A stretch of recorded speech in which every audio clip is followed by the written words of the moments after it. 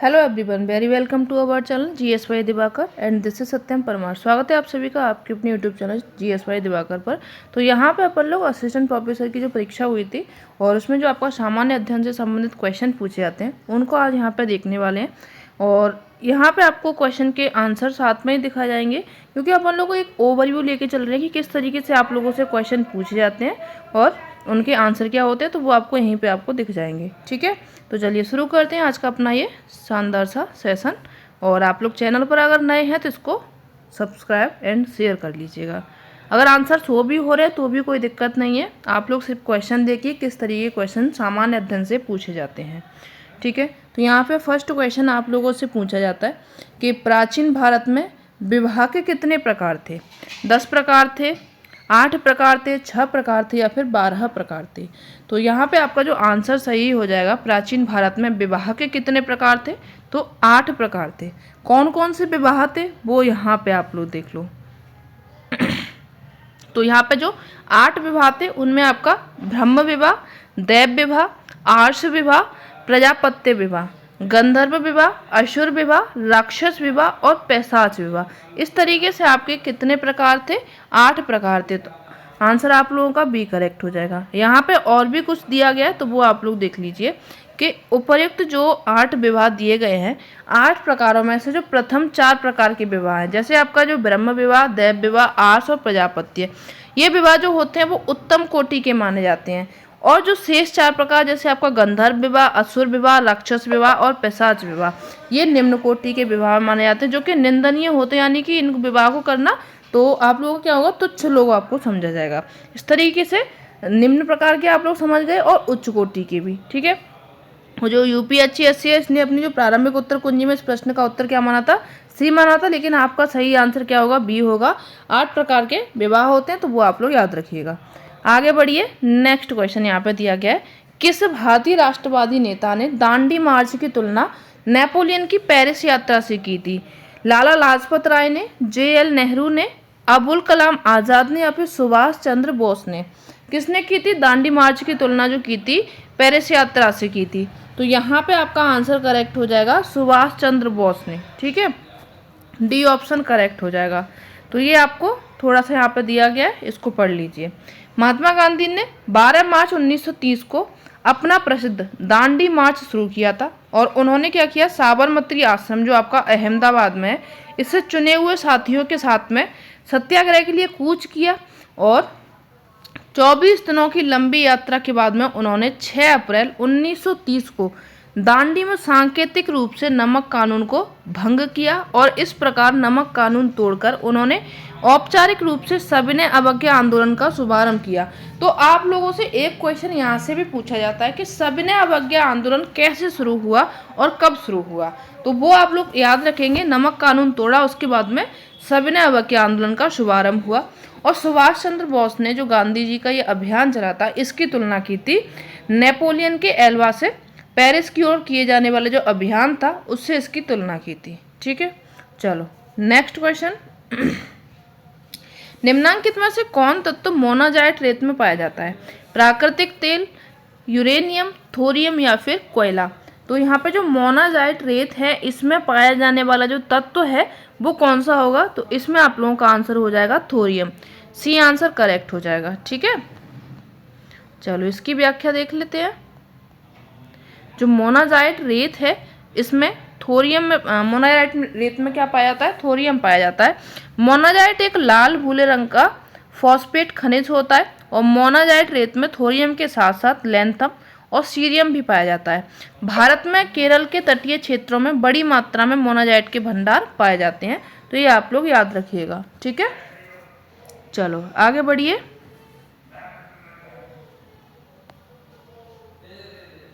Next question यहाँ पे, भारत में 1857 में पुरानी राइफल के स्थान पर जिस नई राइफल का प्रयोग करने का निर्णय किया गया उसका क्या नाम था।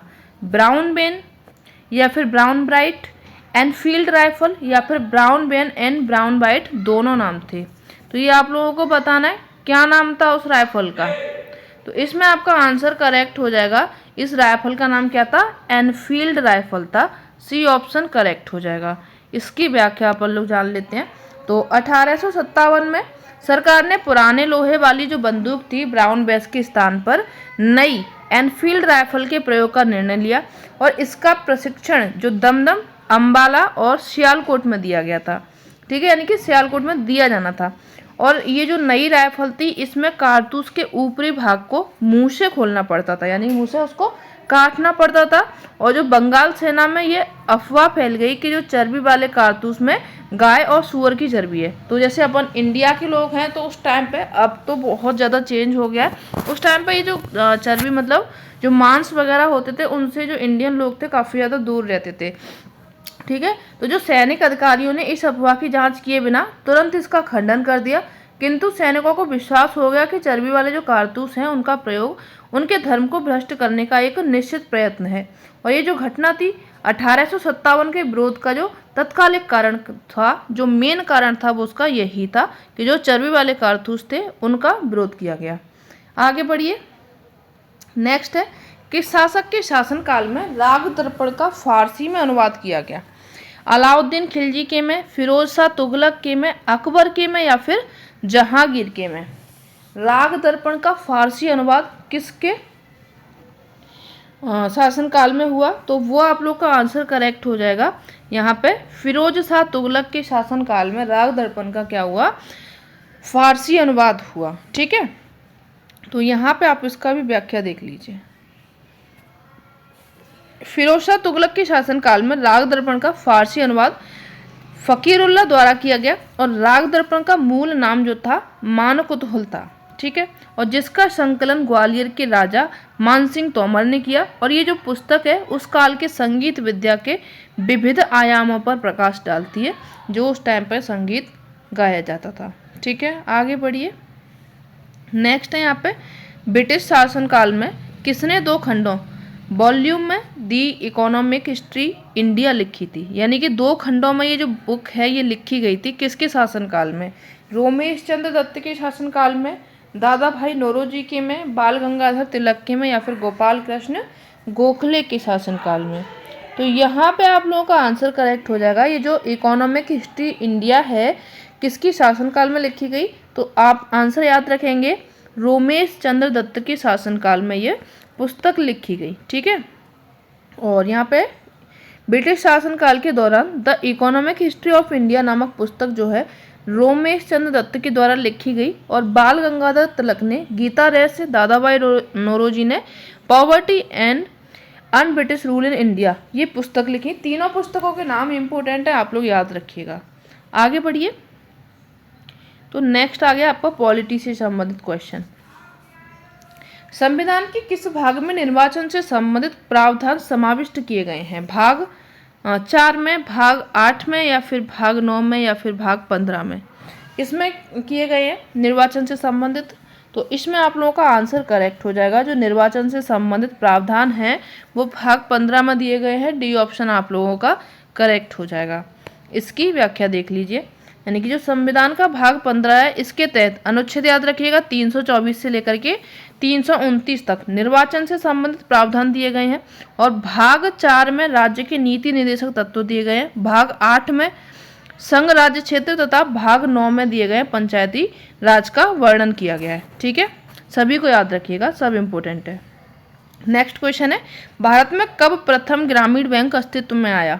1973 में, 1974 में, 1975 में या फिर 1976 में? तो ये जो आपका ग्रामीण बैंक है अस्तित्व में कब आया? तो इसको आप लोग याद रखेंगे 1975 में आप लोगों का ग्रामीण बैंक अस्तित्व में आया। सी आंसर इसका करेक्ट हो जाएगा। ओके, चलो, तो ये हो गया आपका आंसर। तो जो भारत में क्षेत्रीय ग्रामीण बैंक की स्थापना 2 अक्टूबर 1975 को की गई थी, जिसका नाम क्या था? तो प्रथमा बैंक नाम रखा गया था। इसका नाम भी आप लोग याद रखिएगा। इनका उद्देश्य क्या था? बैंकिंग सेवा को ग्रामीण जनता के घरों तक पहुंचाना, खास तौर पर जो दूर दराज के इलाकों में जहां बैंकिंग की कोई सुविधा नहीं है उनके लिए बैंक खोली गई। लेकिन जो यूपीएससी इसने अपना जो आंसर माना था वो डी माना था, लेकिन आप लोग 1975 को लेकर के चलिएगा। आगे बढ़िए। जोम्बी उधार से तात्पर्य निम्नलिखित में से किस उधार से है? असमर्थता के करीब पहुंचे उधारकर्ता को नया उधार देना, या फिर एक से कम ब्याज आवृत्ति अनुपात वाले उधारकर्ता को नया उधार देना, किसी व्यवसाय समूह को सस्ती ऋण व्यवस्था, या फिर किसी व्यवसाय समूह को उधार देना जिसको ब्याज आवृत्ति अनुपात समूचे समूह का एक से कम हो। तो क्या आंसर होगा इसका? यहाँ पे देखिए जो जोम्बी उधार होता है वो क्या होता है? किसी व्यवसाय समूह को उधार देना जिसका ब्याज आवृत्ति अनुपात जो समूचे समूह का एक से कम हो। ठीक है, डी आंसर इसका करेक्ट हो जाएगा। ये यहाँ पे अपन लोगों ने देख ही लिया। चलो आगे बढ़िए। भारत के संविधान के अनुसार अनुच्छेद 21A प्रावधान करता है अल्पसंख्यक अधिकार का, प्राण एवं दैहिक स्वतंत्रता का, शोषण के विरुद्ध अधिकार का, या फिर शिक्षा के अधिकार का। तो जो 21A है इसका जो अनुच्छेद है क्या प्रावधान इसमें दिया गया है? तो वो आपका आंसर यहाँ पे करेक्ट हो जाएगा, शिक्षा का अधिकार ये प्रावधान करता है। ठीक है, 21A यानी कि हर बालक के लिए जो 14 साल तक के हैं उनके लिए निःशुल्क शिक्षा होनी चाहिए। यहाँ पे देख लीजिए आप लोग, जो 21A है शिक्षा के अधिकार का प्रावधान करता है। 86वां संशोधन हुआ 2002 में, इनके द्वारा जो प्राथमिक शिक्षा को मूल अधिकार बना दिया गया। इसके द्वारा संविधान के भाग 3 में नया अनुच्छेद आया 21 का, ये जोड़ा गया और इसके अनुसार राज्य हैं उनके 6 से 14 वर्ष की आयु के सभी बालकों हेतु निःशुल्क और अनिवार्य शिक्षा की व्यवस्था करेगा। ये कार्य किसका होगा? ये राज्य का कार्य होगा। ठीक है, चलो आगे बढ़े।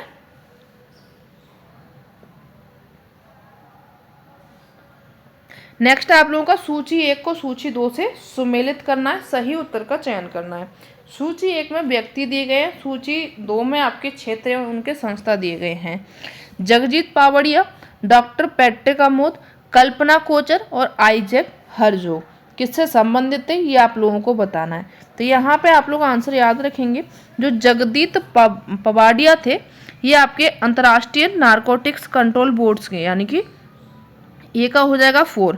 डॉक्टर पैट्रिक आमोद ये आपके WHO, ठीक है, और Kalpana Kochar Bill and Melinda Gates Foundation की थी, और जो आइजैक हर्जोग है ये इजराइल से संबंधित है। यानी कि 4, 3, 2, 1 ऑप्शन आपका करेक्ट हो जाएगा, जो ऑप्शन आप लोगों को दिया गया है डी में। चलो आगे बढ़िए, यहाँ पे आप लोग देख लीजिएगा। नेक्स्ट क्वेश्चन, टोक्यो ओलंपिक 2020-2021 में खेला गया प्रथम गोल्ड मेडल किसने जीता? ये करंट से लिया गया है, जो उस टाइम पे पेपर हुआ था, क्योंकि पेपर आप लोगों का 2021 में हुआ है, तो उस तरीके का ये इस तरीके से क्वेश्चन आप लोगों से फिर पूछे जाएंगे। यांग्यान, अंजलि भारद्वाज, यूतो हरिगोमो और ओसाका, तो प्रथम गोल्ड मेडल किसने जीता? तो इसमें आप लोगों का आंसर करेक्ट हो जाएगा यांग्यान ने। ठीक है, चलो आगे बढ़िए।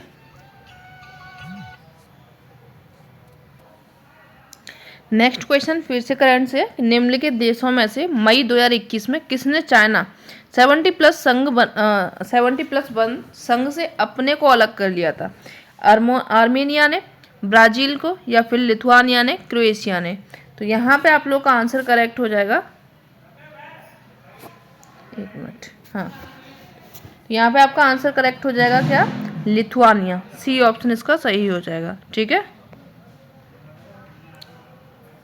चलो तो यहाँ पे इसको पढ़ लो क्योंकि ये काम की चीज़ है। 17+1 चीन और मध्य पूर्वी यूरोप के देश हैं। ये नामक पहल चीन के नेतृत्व वाला एक प्रारूप है जिसकी स्थापना 2012 में बुडापेस्ट में बीजिंग एवं मध्य व पूर्वी यूरोप के सदस्य देशों के बीच मध्य व पूर्वी यूरोप और क्षेत्र में निवेश और व्यापार पर सहयोग बढ़ाने के उद्देश्य से की गई थी। मार्च 2021 में लिथुआनिया, जो बाल्टिक देश है, इसने चाइना 17+1 संघ से अपने को अलग कर लिया, और जिसके बाद इसका जो स्वरूप है अब कितना हो गया है? 16+1 हो गया है। आगे बढ़िए।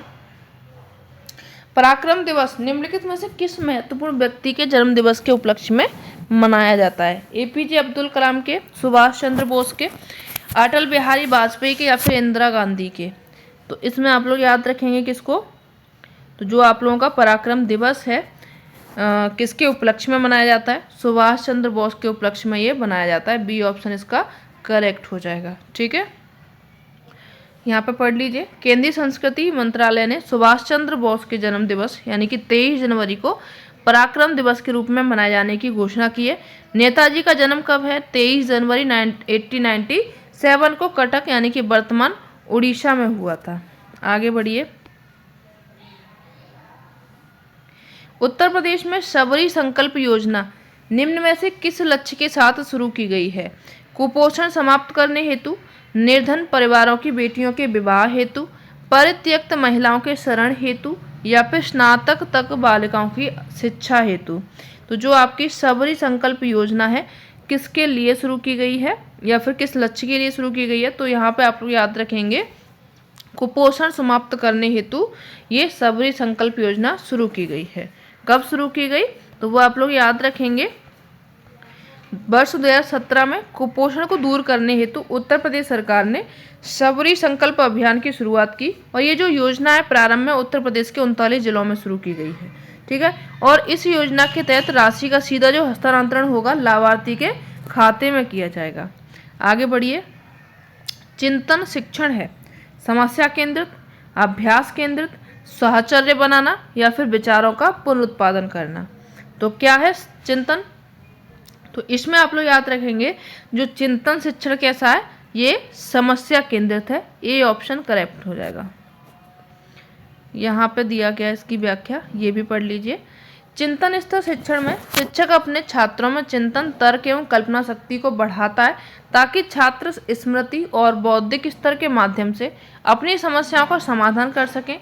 चिंतन स्तर पर शिक्षण समस्या केंद्रित होता है और इस स्तर में अध्यापक बच्चों के सामने चुनौती यानी कि समस्या उत्पन्न करता है और बच्चों को उस पर अपने स्वतंत्र चिंतन करने का समय देता है। इस स्तर में बच्चों को आलोचनात्मक और मौलिक चिंतन उत्पन्न होता है। ठीक है, आगे बढ़िए। चलो नेक्स्ट है यहाँ पे अनुसंधान प्रक्रिया में निम्नांकित सोपानों को एक अनुक्रम में व्यवस्थित कीजिए। नीचे दिए गए कूटों का सही उत्तर का आपको चयन करना है। यहाँ पे आपको कूट भी दिए गए हैं। चलो क्वेश्चन तो आपने पढ़ ही लिया है। तो ये जो आपका अनुसंधान समस्या का सूत्रीकरण, डाटा का एकत्रीकरण, डाटा संग्रह, उपकरण विकसित करना, डाटा प्रसंस्करण। तो आप लोग अनुसंधान जब करते हो, शोध करते हो, तो क्या शुरुआत से लेकर के चलोगे, यानी कि सबसे पहले आप लोगों के पास में समस्या होनी चाहिए। ठीक है, एक समस्या सबसे पहले होनी चाहिए। तो आप क्या करोगे, समस्या का सूत्रीकरण करोगे। फिर उसके बाद में आप क्या करोगे,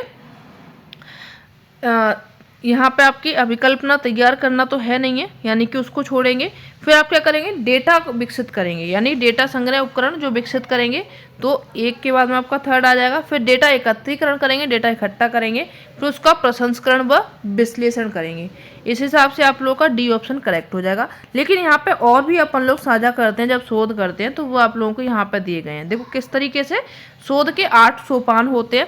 8 सोपान कैसे, सबसे पहले जो समस्या होगी उसका अपन लोग सूत्रीकरण करेंगे, फिर एक अभिकल्पना तैयार करेंगे। ठीक है, फिर अभिकल्पना तैयार कर ली, डेटा संग्रहण के जो उपकरण होंगे उनको विकसित करेंगे। फिर आप लोग न्यायादर्श यानी कि डेटा का चयन करेंगे। फिर अनुसंधान प्रस्ताव लेखन करेंगे, फिर डेटा का एकत्रीकरण करेंगे, फिर डेटा प्रसंस्करण और विश्लेषण करेंगे। एंड में आप लोग शोध रिपोर्ट लिखते हैं। ठीक है, तो ये 8 सोपान है जिसमें आप लोग शोध करते हो। आगे बढ़िए। निम्नलिखित में से कौन एक साक्षात्कार का प्रकार नहीं है?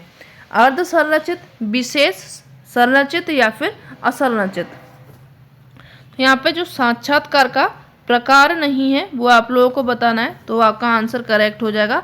विशेष जो है एक साक्षात्कार का प्रकार नहीं होगा।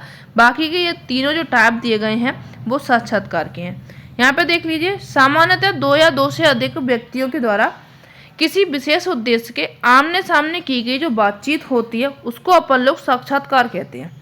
यह आमनिष्ठ विधि है जिसके अनेक प्रकार हैं। उपर्युक्त विकल्पों में से जैसे विशेष साक्षात्कार के प्रकारों में नहीं आता है, जबकि जो अर्ध संरचित है, संरचित है और असंरचित, चयनात्मक, शोध, उपचारात्मक और तथ्य संकलन, ये सभी क्या हो जाएंगे, साक्षात्कार के प्रकारों में आते हैं। आगे बढ़िए। विश्वविद्यालय अनुदान आयोग का प्रथम अध्यक्ष कौन था? श्री सी.डी. देशमुख, श्री हुमायूं कबीर, श्री शांति रूप भटनागर या फिर डॉक्टर मनमोहन सिंह। तो जो अनुदान आयोग है यूजीसी के सबसे पहले अध्यक्ष कौन रहे थे? तो इसमें आप लोग आंसर याद रखेंगे, डॉक्टर शांति स्वरूप भटनागर जो थे अनुदान आयोग के प्रथम अध्यक्ष रहे थे। ठीक है, चलो ये देख लीजिए, जो विश्वविद्यालय अनुदान आयोग है यानी कि यूजीसी जो है 28 दिसंबर 1953 को अस्तित्व में आया। इसके प्रथम अध्यक्ष डॉक्टर शांति स्वरूप भटनागर थे। विश्वविद्यालयों में शिक्षण, परीक्षा और अनुसंधान मानकों के समन्वय, निर्धारण, रखरखाव के लिए वर्ष 1956 में संसद ने एक अधिनियम के द्वारा यूजीसी को सांविधिक संगठन बना दिया और वर्तमान में जो यूजीसी के चेयरमैन है प्रोफेसर मम्मीडाला जगदीश कुमार हैं। चलो आगे बढ़िए। निम्नलिखित में से कौन शिक्षण की पूर्व क्रिया अवस्था है? मूल्यांकन करना, पहचान करना, क्रमबद्ध करना या फिर उपचार करना। क्या है शिक्षण की पूर्व क्रिया अवस्था? तो इसमें आप लोगों का आंसर करेक्ट हो जाएगा क्रमबद्ध करना। ठीक है, सी ऑप्शन इसका सही हो जाएगा। यहाँ पे इसको देख लीजिए, शिक्षण की पूर्व क्रिया अवस्था जो है क्रमबद्ध करना है। पूर्व क्रिया अवस्था के चरण की प्रथम अवस्था है और इस अवस्था में अध्यापक शिक्षण नियोजन यानी कि टीचिंग प्लानिंग करता है। अध्यापक पढ़ाने से पहले नीतियाँ बनाता है, उद्देश्यों का निर्धारण करता है, अनुदेशन करता है। इन सभी को आप लोग क्रमबद्ध में रखते हो। ठीक है, और इस अवस्था में बस सभी क्रियाएं आती हैं जो शिक्षक कक्षा में जाने से पहले करता है। इसमें अध्यापक अपने शिक्षण को सफल बनाने के लिए चिंतन भी करता है। ओके, चलो आगे बढ़िए। सॉफ्टवेयर प्रोग्राम जिसका उपयोग वेब पृष्ठों को देखने में किया जाता है उसे कहते हैं क्या? ब्राउज़र, होस्ट, साइट या फिर लिंक। तो जो सॉफ्टवेयर प्रोग्राम जिसका उपयोग आप लोग करते हो वेब पृष्ठों को देखने में, तो उसको क्या कहा जाता है? तो यहाँ पे आप लोग का आंसर करेक्ट हो जाएगा ब्राउज़र। ओके, क्या बोला जाता है इसको? ब्राउज़र बोला जाता है। व्याख्या इसकी यहाँ पे देख लीजिए। चलिए, तो ऐसा सॉफ्टवेयर प्रोग्राम जिसका उपयोग वेब पृष्ठ को देखने में किया जाता है उसको ब्राउज़र कहते हैं। किसी वेब ब्राउज़र में जब हम किसी वेबसाइट या फिर वेब पेज पर यूआरएल टाइप करते हैं तो वेब ब्राउज़र उस यूआरएल को डोमेन नेम सिस्टम की मदद से आईपी एड्रेस में बदल देता है और इंटरनेट सर्विस प्रोवाइडर के जरिए उस वेबसाइट से हमें जोड़ देता है। सबसे पहले जो वेब ब्राउज़र का विकास है वो टिम बर्नर्स-ली ने 1990 में किया था। आगे बढ़िए।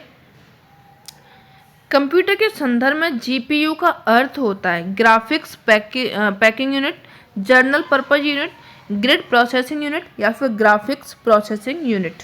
तो जीपीयू का मतलब क्या होता है ये आप लोगों को बताना है। तो यहाँ पे आपका आंसर करेक्ट हो जाएगा graphics processing unit. D answer इसका करेक्ट हो जाएगा। ठीक है, चलो ये देख लीजिए इसको। जो जीपीयू है इसका अर्थ आप लोगों ने देख लिया, ग्राफिक्स प्रोसेसिंग यूनिट होता है। जीपीयू के मुख्य कार्यों में से एक कार्य जो है सीपीयू के लोड को कम करना होता है। यानी कि वस्तुतः जीपीयू का काम जो है इमेज को यानी कि रेंडर करना होता है और इमेज कंप्यूटर की स्क्रीन पर तेज़ी से डिस्प्ले होती है और इसमें पैरेलल प्रोसेसिंग होती है। इस तकनीक के प्रयोग होता है यानी कि पैरेलल प्रोसेसिंग तकनीक का यहाँ पर प्रयोग होता है और इससे क्या होता है वीडियो और इमेज की जो गुणवत्ता यानी कि क्वालिटी है वो बेहतर होती है। आगे बढ़िए। एक वेब पेज पृष्ठ को निम्नांकित में से किसके द्वारा अभिकल्पित किया जा सकता है? HTTP या फिर HTTP, HTML, UDP। तो किस वेब पेज को किसके द्वारा अभिकल्पित किया जाता है ये आप लोगों को बताना है। तो यहाँ पे आप लोगों का आंसर करेक्ट हो जाएगा HTML। सी आंसर करेक्ट हो जाएगा। ये देख लीजिए इसका जो वेब पेज एक इलेक्ट्रॉनिक पेज है जिसे HTML यानी कि hyper text markup language full form याद रखिएगा, इसके द्वारा अभिकल्पित यानी कि डिज़ाइन किया जा सकता है। वेबसाइट पर दिखने वाला प्रत्येक वेब पेज ही होता है। पेज में टेक्स्ट, चित्र, रेखा चित्र, ऑडियो, वीडियो, हाइपरलिंक कुछ भी हो सकता है। ठीक है, चलो आगे बढ़िए। इंटरनेट संचार में कुकी का उपयोग किया जाता है। पूरे सत्र के लिए सर्वर की ओर प्रमाणीकरण जानकारी संग्रहीत करना, पूरे सत्र के लिए क्लाइंट की ओर से जानकारी संग्रहीत करना, पूरे सत्र के लिए ग्राहक के पक्ष में घुसपैठ का पता लगाना या फिर पूरे सत्र के लिए सर्वर साइड पर घुसपैठ का पता लगाना। तो ये जो आपका कुकी है इसका उपयोग किसके लिए किया जाता है? तो यहाँ पे आप लोग आंसर याद रखेंगे, पूरे सत्र के लिए सर्वर की ओर से प्रमाणीकरण जानकारी संग्रहित कराना। ठीक है, ए ऑप्शन आप लोगों का यहाँ पे सही हो जाएगा। इसकी व्याख्या यहाँ पे देख लीजिए, यानी कि इंटरनेट संचार में कुकी का उपयोग जो होता है पूरे सत्र के लिए सर्वर की ओर से प्रमाणीकरण जानकारी संग्रहित करने में होता है। वस्तुतः कुकी एक छोटी टेक्स्ट फाइल होती है जिसे कोई वेबसाइट आपके ब्राउज़र में तब भेजती है जब आप उस वेबसाइट पर जाते हैं। कुकी की मदद से साइट उस पर आपके आने जाने की जानकारी को संग्रहित रख पाती है। इससे द्वारा उस वेबसाइट का उपयोग करना आसान हो जाता है। यानी कि जैसे ही आपने कोई प्रोफाइल सर्च करी और फिर आपने वो बंद कर दी, फिर आप जब दोबारा जाओगे उसका कोई एक वर्ड भी डालोगे ना, फिर से आपकी वही सारी वेबसाइट खुल के आ जाएगी। तो उसमें मदद करता है कौन? कुकी मदद करता है। चलो आगे बढ़िए। निम्नलिखित में से कौन एक पुरस्कार संग्रह विज्ञान के क्षेत्र में उल्लेखनीय कार्य करने के लिए प्रदान किया जाता है? टूरिंग पुरस्कार, नोबेल पुरस्कार, फील्ड मेडल, एबेल पुरस्कार। तो कौन सा पुरस्कार यहाँ पर शामिल किया जाता है, इसका आंसर आप लोगों को बताना है। तो आंसर जो इसका करेक्ट हो जाएगा वो टूरिंग पुरस्कार होता है। ए ऑप्शन इसका सही हो जाएगा। चलो, संगणक विज्ञान यानी कि कंप्यूटर साइंस के क्षेत्र में जो उल्लेखनीय कार्य करने के लिए पुरस्कार जो दिया जाता है उसका नाम टूरिंग पुरस्कार है। और विश्व कंप्यूटर साक्षरता दिवस कब मनाया जाता है? 2 दिसंबर को मनाया जाता है। इसको आप लोग याद रखिएगा। पारिस्थितिकी तंत्र का अजैविक घटक है बैक्टीरिया, ह्यूमस, पौधे या फिर कवक। तो जो पारिस्थितिकी तंत्र का अजैविक घटक में आप लोग शामिल करोगे वो किसको करोगे? ह्यूमस को करोगे। बी ऑप्शन आपका यहाँ पर करेक्ट हो जाएगा। चलिए ये देख लीजिए, किसी क्षेत्र के जो सभी जीवधारी तथा वातावरण में उपस्थित अजैविक घटक संयुक्त रूप से परितंत्र का निर्माण करते हैं। परितंत्र जैविक व अजैविक घटकों से मिलकर बनी हुई एक रचना होती है। दिए हुए विकल्प जो है उसमें आपका ह्यूमस आंसर हो जाएगा। आगे बढ़िए।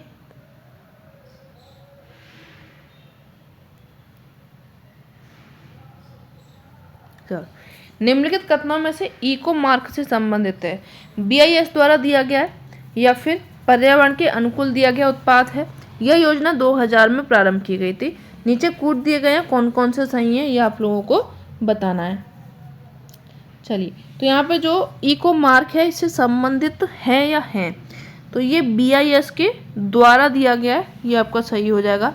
पर्यावरण के अनुकूल दिया गया उत्पाद है, ये भी सही हो जाएगा। ठीक है, पर्यावरण के द्वारा दिया गया उत्पाद है, ये भी सही हो जाएगा। लेकिन ये योजना जो है 2000 में प्रारंभ की गई थी, ये गलत हो जाएगा क्योंकि ये 1991 में शुरू की गई थी। ठीक है, तो ये आपका ये आंसर गलत हो जाएगा। तो कथन 1 और सेकंड यानी कि बी ऑप्शन इसका सही हो जाएगा। आगे बढ़िए। ये देख लीजिए, इको प्रमाण पत्र है उन भारतीय उत्पादों को दिया जाता है जो पर्यावरण के प्रति मैत्रीपूर्ण हो।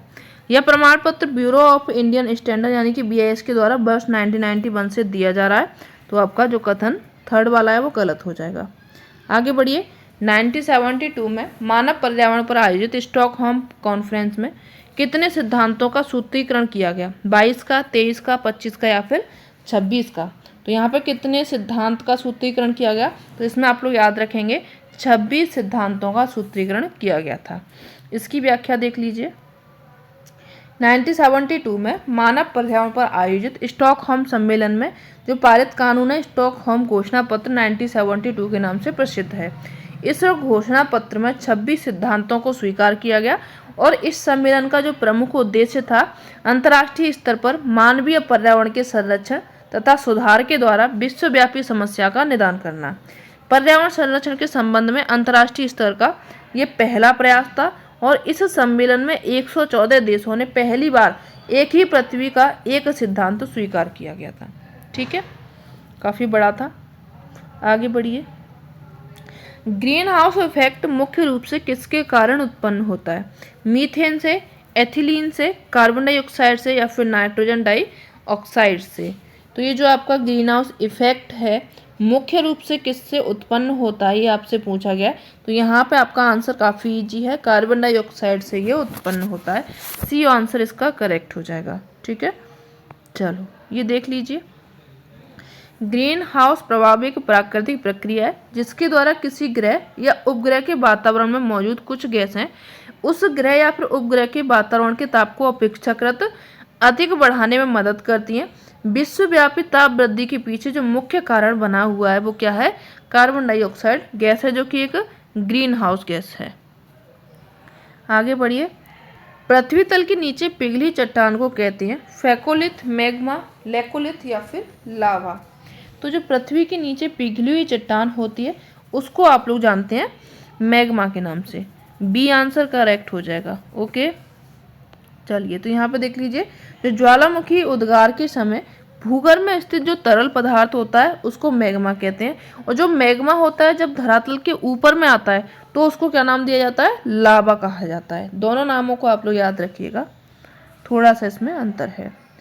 तो ये हो गया आपका आज का सेशन, और ये सेशन कैसा लगा जरूर बताइएगा। कल अपन लोग इसको डिस्कस करेंगे, ठीक है। ये जो आपका प्रथम चरण में पेपर हुआ था यानी कि फर्स्ट पाली में, ये वो सामान्य पेपर है। सेकंड आप लोगों का ये है जो कि अपन लोग कल इसको सॉल्व करेंगे, ठीक है। मिलते हैं नेक्स्ट सेशन में, तब तक के लिए धन्यवाद।